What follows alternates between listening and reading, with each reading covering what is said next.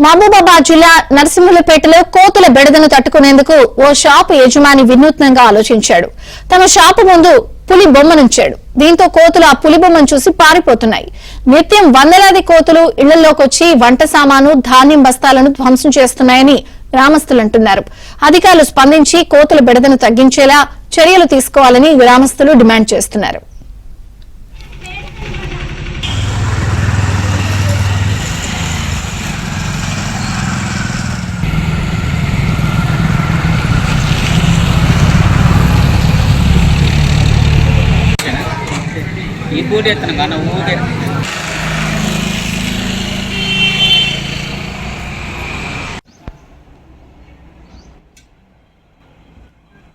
నిత్యం వందలాది కోతులు ఇళ్లలోకొచ్చి వంట సామాను, ధాన్యం బస్తాలను ధ్వంసం చేస్తున్నాయని గ్రామస్తులు అంటున్నారు.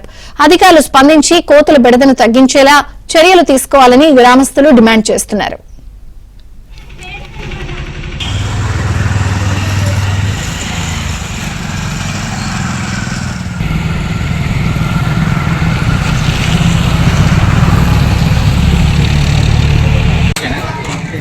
ఈ పూట ఎత్తను కానీ ఊరికే